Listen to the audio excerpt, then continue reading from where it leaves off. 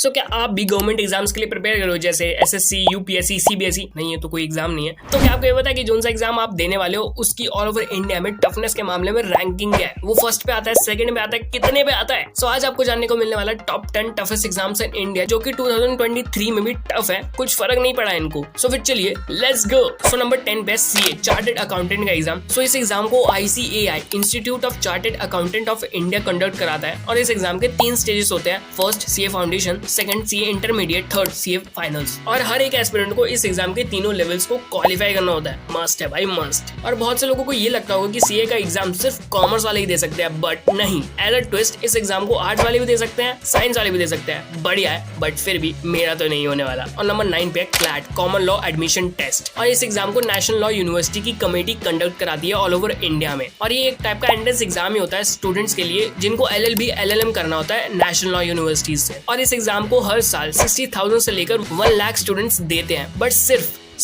3,000 students ही इस exam को clear कर पाते हैं। भाई इतना टफ है क्या सच में? और नंबर 8 पे UGC NET, university grant commission national eligibility test. So ये एक तरह का रिक्रूटमेंट एग्जाम होता है जिसमें इंडियन यूनिवर्सिटीज और कॉलेजेस के लिए जूनियर रिसर्चर्स को और असिस्टेंट प्रोफेसर्स को अपॉइंट किया जाता है। और इस एग्जाम को नेशनल लेवल पर NTA कंडक्ट कराता है। और जो इस एग्जाम को पास कर लेता है वो ऑल ओवर इंडिया में किसी भी कॉलेज में, किसी भी स्कूल में पढ़ा सकता है इजीली, नो पाबंदी। बढ़िया यार। बट एक बहुत ही खतरनाक ट्विस्ट है, इस एग्जाम का जो सिलेबस है वो 81 प्लस डिफरेंट सब्जेक्ट्स के सिलेबस को मिला के बना है। लिटरली 81 प्लस सब्जेक्ट्स, कौन पढ़ पाएगा भाई इतना? और नंबर 7 पे आता है NEET, national eligibility cum entrance test. So इस एग्जाम को भी NTA कंडक्ट कराता है नेशनल लेवल पे, ताकि वो पूरे इंडिया से मेडिकल स्टूडेंट्स छाट सके जिनको MBBS BDS करना है। और नंबर 6 पे है NID, national institute of design entrance exam. So ये एक तरह का डिजाइन एप्टीट्यूड टेस्ट होता है जो कि national institute of design admission committee conduct कराता है उन स्टूडेंट्स के लिए जिनको बैचलर्स ऑफ डिजाइनिंग और मास्टर्स ऑफ डिजाइनिंग करनी होती है। और इस एग्जाम के 2 स्टेजेस होते हैं, फर्स्ट NID डेट प्रीलिम्स और सेकंड NID डेट मेंस। और इस एग्जाम का मेन मोटिव यही होता है कि कैंडिडेट के अंदर की जितनी भी क्रिएटिविटी है वो बाहर निकल जाए, वो भी बहुत ही तगड़े तरीके से। ये भी सही है पर बहुत टफ है यार। और नंबर 5 है NDA, नेशनल डिफेंस अकेडमी का एंट्रेंस एग्जाम। सो इस एग्जाम को हर साल 2 बार UPSC कंडक्ट कराता है। और इस एग्जाम के बेसिस पर लोगों को आर्मी के लिए, नेवी के लिए और एयर फोर्स के लिए रिक्रूट किया जाता है। और अगर आप इसके रिटन एग्जाम को क्लियर कर लेते हो तो उसके बाद आपका इंटरव्यू भी होगा। बहुत ही बढ़िया यार। और नंबर 4 पे है कैट, मतलब बिल्ली नहीं, कॉमन एडमिशन टेस्ट। सो ये एक तरह का एंट्रेंस टेस्ट ही है उन स्टूडेंट्स के लिए जिनको बिजनेस मैनेजमेंट करना है IIM जैसी यूनिवर्सिटी से। और हर साल इस एग्जाम में 2 लाख प्लस एस्पिरेंट्स बैठते हैं, बट सिर्फ और सिर्फ 1500 लोग ही सिलेक्ट होकर नेक्स्ट लेवल पर जा पाते हैं। भाई साहब ये पता था महंगाई बढ़ गई है, पर इतनी बढ़ गई है ये नहीं पता था। कमाल है। और नंबर 3 पे गेट, इसका मतलब दरवाजा नहीं, ये एक graduate aptitude test in engineering exam है। सो ये भी एक तरह का एंट्रेंस एग्जाम ही है उन स्टूडेंट्स के लिए जिनको IITs और NITs जैसी यूनिवर्सिटीज में एडमिशन चाहिए। और ये एग्जाम हर साल Indian institute of science conduct कराता है। और इस एग्जाम में इंजीनियरिंग की मैथ्स भी आती है, बस और क्या चाहिए इस एग्जाम को ना देने के लिए। और नंबर 2 पे है IIT JEE, Indian institute of technology joint entrance exam. So इस एग्जाम की तारीफ में तो बहुत कुछ है, बट सिर्फ कहने को यही है कि ये भी एक तरह का एंट्रेंस एग्जाम है जो हर साल NTA कंडक्ट कराता है नेशनल लेवल पे उन स्टूडेंट्स के लिए जिनको टॉप IITs, NITs एंड और भी बहुत से इंजीनियरिंग कॉलेजेस में एडमिशन चाहिए होता है। सो इस एग्जाम के भी 2 लेवल्स होते हैं, first JEE mains, second JEE advance. और इन दोनों ही लेवल्स को क्वालिफाई करना एस्पिरेंट्स के लिए मस्ट होता है भाई, मस्ट। और नंबर 1 पे इंडिया का